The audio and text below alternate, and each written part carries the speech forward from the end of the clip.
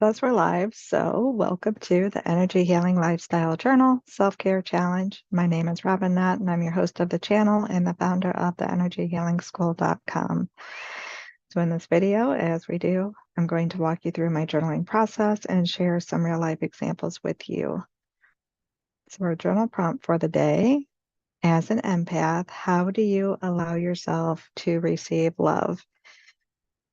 This was kind of a big one, I'm not going to lie. So it's an energy healing lifestyle journal, right? So getting our mindset on our healing process, our purpose. We're journaling to increase our self-awareness. We don't have to fix everything. We're not beating ourselves up. We're just increasing self-awareness, right? So if something comes up that needs our attention, if something comes up that needs healed or cleared out, we have that opportunity to do so. Self-care challenge, again, self-care for me is an acronym. So today we're focusing on the letter R, which stands for receiving. Receiving can go in a couple different ways, right? So what are we receiving? In my acronym of and system of Best You, in that process of healing, the U in Best You, the last letter, stands for unconditional love. Ideally, we're allowing ourselves to receive unconditional love, right? Stopping myself because my mind, it just really wants to go off in all kinds of different directions, like wants to start digging down rabbit holes on this one. So I'll try to stay as focused as I can.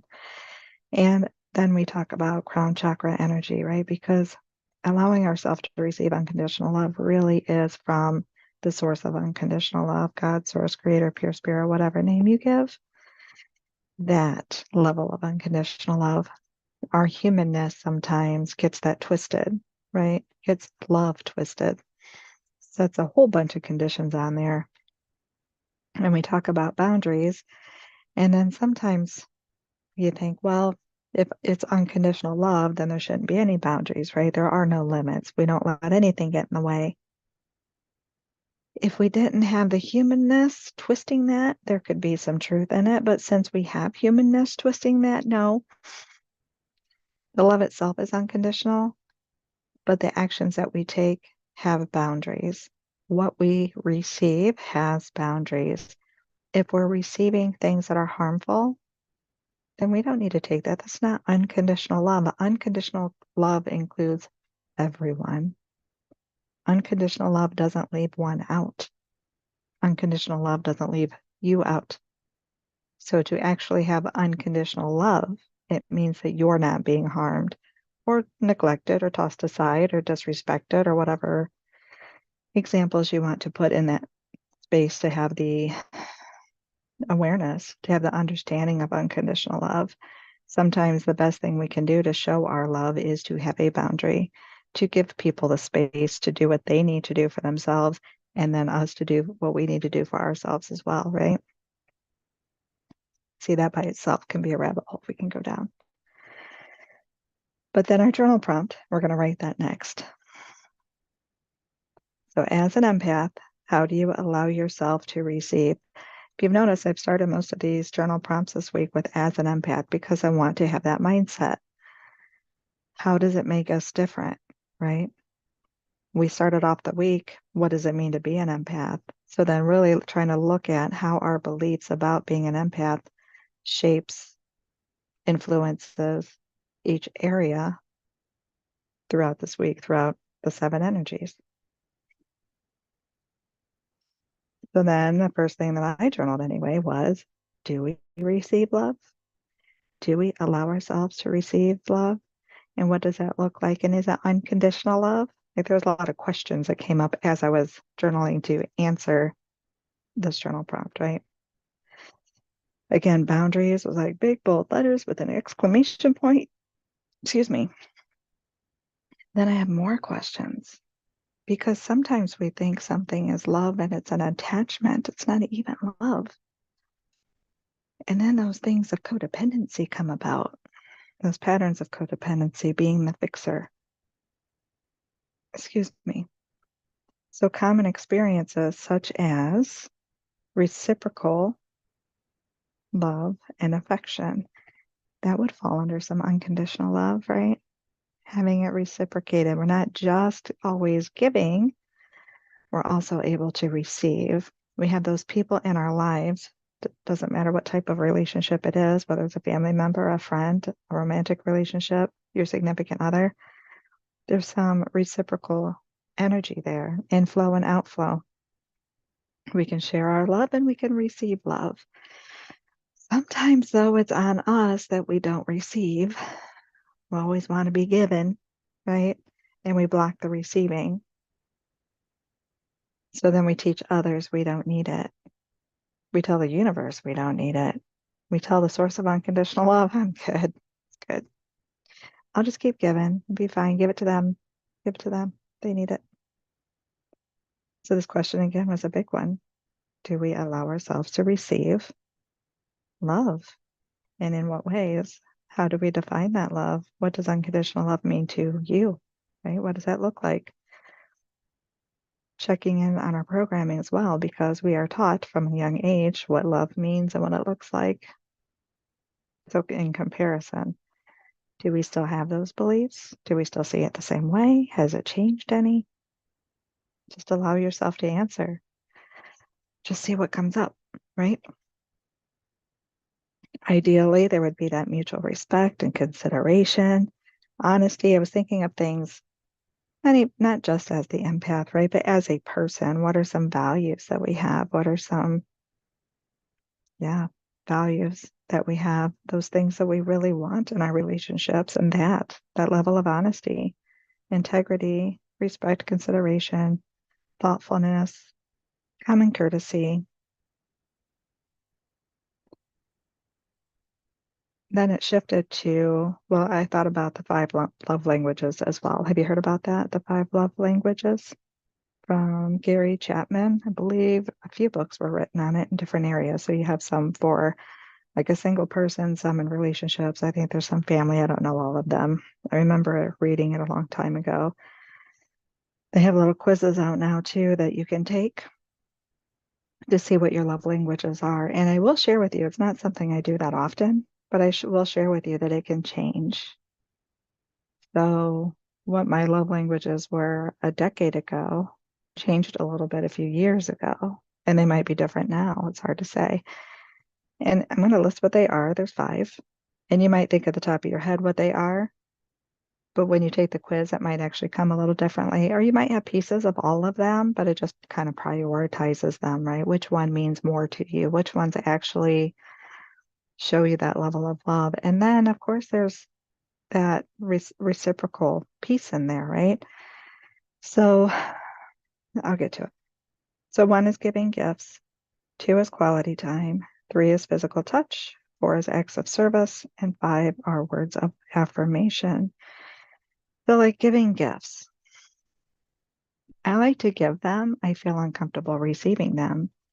So is it a love language, right? Again, I'm just talking about them in general. I didn't take the quiz to really get into that. I would just take the quiz to see what yours are and then go from there.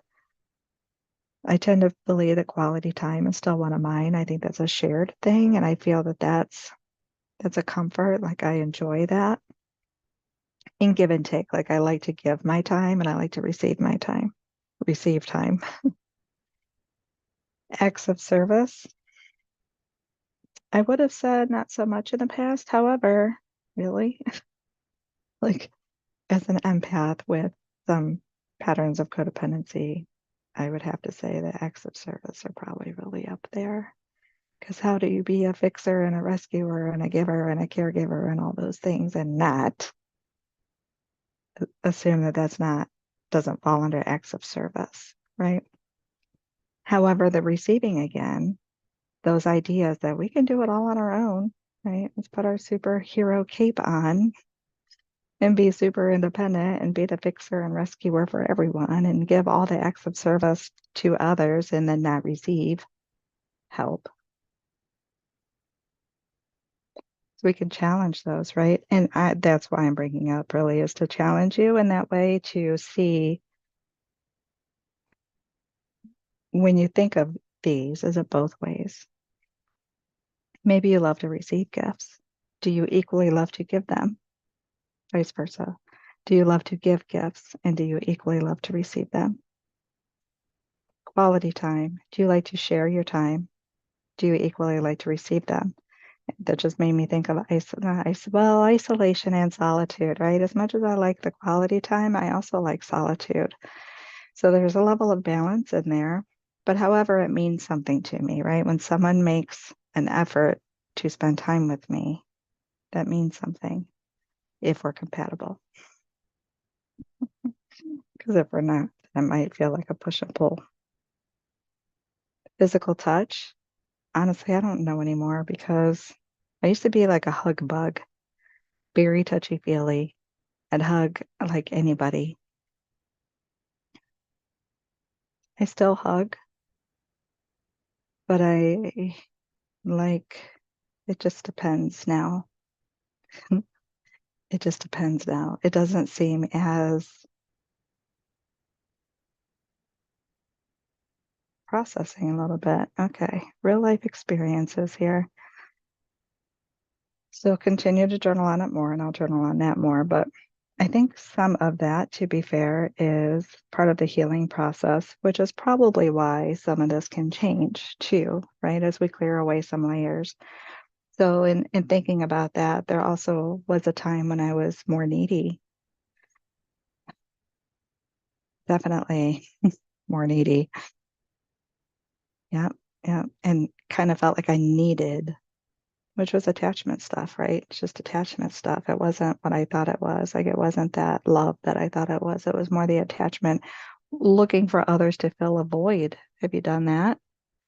Looking for someone else to fill a void within yourself, not looking at yourself to heal your layers of stuff to clear that away so you don't have to, right? So you're not looking at others to feel that void. There's a process in that. So early stages or before I started clearing that out and healing some of that and being okay with myself, there was a time I didn't like solitude. I didn't want to sit with myself. I didn't like who I was. I wasn't comfortable in my own skin. Have you ever felt that? Like when you just want to climb out of your skin, it's an awful feeling. But moving through that, sitting with it, which is sitting with it, sitting with myself, learning to become okay with, not even learning, allowing myself to become okay with myself, I guess. Allowing myself to get to know me and then to have love for me and to clear things out. Again, a large process. Allowing myself to be me, right? Moving away from the life of a chameleon to figure out who I am, whose skin I'm actually in. So in that earlier time, when I was needier than that physical touch, I wanted that more. And then as I was able to clear out those layers, and then now I'm comfortable in my own skin. I enjoy my solitude quite a bit, actually. Not gonna lie, I am comfortable being with me. Now I don't have that. I don't feel needy like that anymore, right? So that physical touch seems less important to me. I won't say unimportant. Again, I still love hugs. I saw my youngest son today and I gave him many hugs and I loved receiving hugs back and I just hold on to him, right? My grandbabies, absolutely still into the hugs. But it's not the same. It's just it's a healthier way. Again, it's not the neediness, it's just the sharing of love.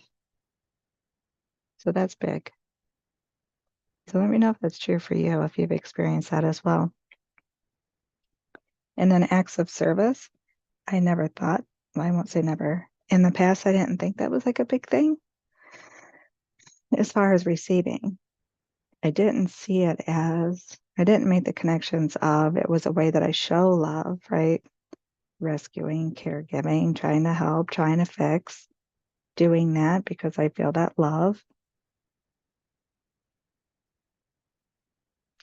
but not receiving it well, not feeling okay to ask for help or accepting offers of acts of service when others were trying to help me, right? And I do think of some relationships and dating and that, like, I really pushed people away on that one. So that's on my list to clear and heal. I can't give any great examples on that because I I've chosen not to date for like 6 years now.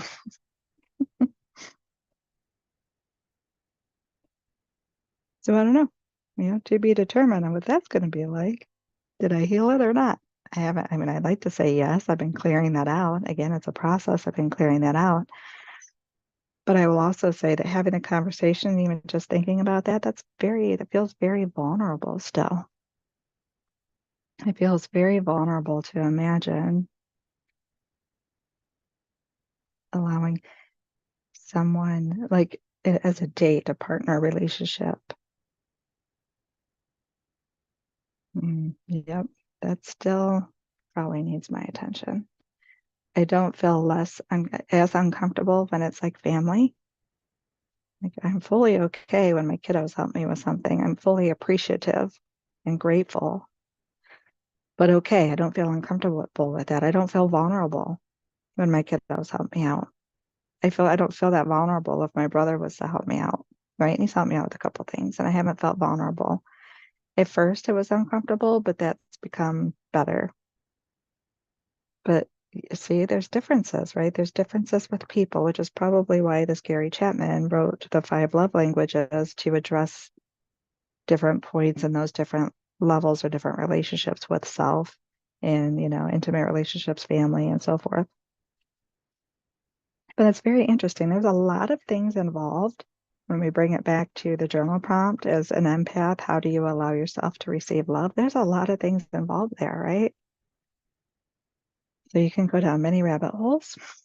I encourage you to continue to journal on that. I want to be mindful of your time, but hopefully I brought up enough different perspectives so that you can take it in different directions if you just kind of felt at first like, what? Because that happens sometimes. Sometimes it's like a block. And then other times we can just go in all kinds of different directions. I also, though, want to bring it back to, because a big part of doing this and then just having my business, excuse me, it's a self-love movement, right? This is what drives me in my business to do the things that I do, to come on and do the journaling for the different challenges and courses that I'm putting together. All have that base and foundation and purpose of self-love and fixing. It's not the greatest word. Healing, empowering, strengthening that relationship within ourselves and really opening up and connecting more with, not that we're disconnected, but sometimes we block it, which can feel like we're disconnected, but really feeling more connected with the source of unconditional love, God, source, creator, pure spirit, again, whichever name you give in your relationship. But those 2 aspects of self, still being human, but not just stuck in ego humanness, not just stuck in the worldly icky stuff. Not that the worldly is always icky, but there's a lot of icky stuff. Not being stuck in old patterns and programs, right? Not stuck in old blame, shame, and guilt, but opening up, expanding, and clearing, and healing, and empowering, and opening and receiving that unconditional love of Source. Allowing Source to take the lead, not the humanness, not the old programs. Releasing those old patterns, right? And the ones that I tend to look at the most are the patterns of codependency, because those are the ones really that are underneath everything I talk about, to be honest. Those connections and commonalities are being an empath and having patterns of codependency. Again, not to label, not about that, but it's about having the awareness so we can really look at it and call it out and see it so that we can make the changes we want to make to break free from how it blocks us, how it limits us, how it's, in a sense, controlled us, if you will, pushed and pulled us. Break all that away so we can be free as our highest self, as our true self. And for me, what really helped me get open up to that space, to have that perspective, was opening and working on my crown chakra, inviting in the source of unconditional love. A lot of what we talk about is with other humans and human relationships, but the one that helped me the most is the one with God, source, creator, again, whichever name you give, the source of unconditional love. So how do we know if our crown chakra is clear, balanced, or wonky? Our technical term, wonky. If you experience like migraines, tension, headaches, anything with your nervous system, it might be wonky. If you have that narrow focus, stuck in humanness, our human lives, what's going on in the world, I'm not saying a lot of different perspectives about what we feed ourselves, the knowledge, what we put our attention on, right? And I think it's less about what we put our attention on versus how you're affected by it. Meaning, there are times when I don't really watch the news itself per se, but however you get your information, wherever you get it from. Again, I'm kind of conspiracy theorist minded, whatever. That's what you want to call it. Others will call that truth seeking. Either way, I put my attention on things like that, and it kicked my butt, right? Actually, it threw me into another spiritual awakening, to be honest. A very, not that any are easy, I don't think, but a very dark, icky one. But I'm grateful I had it because it really helped me clear a whole lot of things away. It opened my eyes. It definitely an awakening, right? But there's some things you can put your attention on. And if you start to feel it bringing you down, that's when you stop. That's a boundary within yourself, right? To say, that's enough for now. If you can stay in that observer mode, if you can keep your own energy clear and you can keep your vibration high enough, then personally, I don't see an issue with being aware. Because I will also say that when you avoid some things that are actually happening in the world and then you find out that that shock will kick your butt, it can be very, God, I want to say dangerous. It's kind of dangerous for me, not gonna lie. But to have a balance and have boundaries in that and taking care of yourself as you look into things. So whether it's your immediate life, whether it's your relationships, whether it's your own patterns of codependency, or you're expanding out and you're learning about, the spiritual war, if you will, whatever level it may be. Talking about, having exposure or disclosure for extraterrestrials, and there's some positive and not so positive perspectives and ideas and claims out there. Doesn't whatever it is, to me, I think the most important thing as you are learning, hearing, expanding your perspective is how you take care of you and to not get so narrow focused on the thing that it sucks you down, right? Because once that happens, now you're stuck in humanness. So to keep the crown chakra open, you have to be able to keep your perspective open, be expansive, be aware, and observe. Don't get sucked into the narrowness of it, right? Let me know if that made sense. Again, stuck in humanness, whether that's your immediate personal relationships. Another thing that came up as I was having this conversation, I'm sorry I'm on another roll, but as I said, this one was kind of big and it set me in all kinds of different directions. Trauma bonding. If you're not familiar with trauma bonding, look that up. So is it really love that we think that we're sucked into, or is it a trauma bond? So you have attachments, possible trauma bonds, patterns of codependency. All of that is humanness. And sometimes because it's so intense, we think it's love, and it's not. Because love is empowering. And attachments and trauma bonding pulls in that level of control, right? There's limits and there's control. That's not the same as unconditional love, right?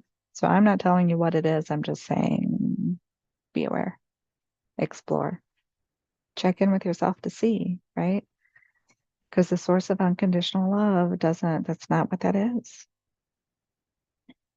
So how to support your crown chakra, healing hands, energy clearing, of course, meditation, absolutely.